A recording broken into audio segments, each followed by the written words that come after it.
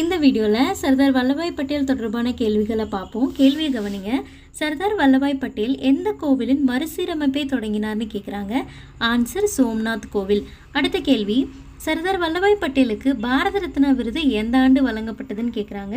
இதுக்கான சரியான ஆன்சர் 1991. 1950 சர்தார் வல்லபாய் பட்டேல் தவறியிருப்பார். அடுத்து, இந்தியாவின் இரும்பு மனிதர் என்றும் இந்தியாவின் பிஸ்மார்க் என்றும் அழைக்கப்படுபவர் யாருன்னு கேட்குறாங்க. ஆன்சர் சர்தார் வல்லபாய் பட்டேல். அடுத்து, 1923 ஆண்டு நடந்த நாக்பூர் சத்தியாகிரகம் எந்த காரணத்துக்காக தொடங்கப்பட்டதுன்னு கேட்குறாங்க. ஆன்சர் தேசிய கொடியை ஏற்றும் உரிமைக்காக.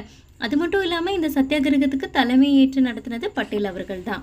அடுத்து, கைரா மாவட்ட கூட்டுறவு பால் உற்பத்தியாளர்கள் சங்கத்தை உருவாக்க முக்கிய பங்காற்றியவர் யார் அப்படின்னு கேட்குறாங்க. ஆன்சர் பட்டேல் அவர்கள். அதாவது கைரா மாவட்ட கூட்டுறவு பால் உற்பத்தியாளர்கள் சங்கம் தான் பின்னாட்களில் அமுலா மாறியது. இதை ஆரம்பித்தவரோட பேர் திரிபாய் பட்டேலுங்கிறவர் தான் ஆரம்பிச்சிருப்பார். பின்னாட்களில் வெண்மை புரட்சியின் தந்தைன்னு அழைக்கப்படுற வர்கீஸ் குரியன் அவர்களால் மேலும் மேம்படுத்தப்பட்டு அமுல் அப்படின்னு ஒரு நேஷனல் பிராண்டாக மாறி இருக்கும். அடுத்து, முதற்கட்ட இடைக்கால அரசின் உள்துறை மற்றும் தகவல் ஒலிபரப்பு துறைகளை யார் நிர்வகித்தார்னு கேட்குறாங்க. ஆன்சர் பட்டேல் அவர்கள்.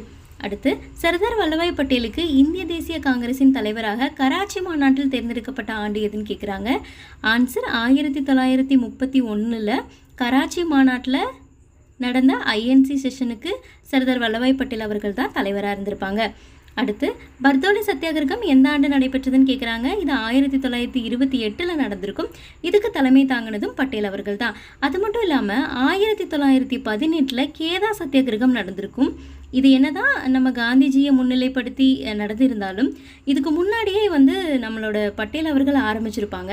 அதில் சக்ஸஸ் ஆக முடிஞ்சிருக்காது. அதனால தான் காந்திஜி கிட்ட ஹெல்ப் கேட்டு அதுக்கப்புறமா நடந்தது தான் கேதா சத்தியாகிரகம்.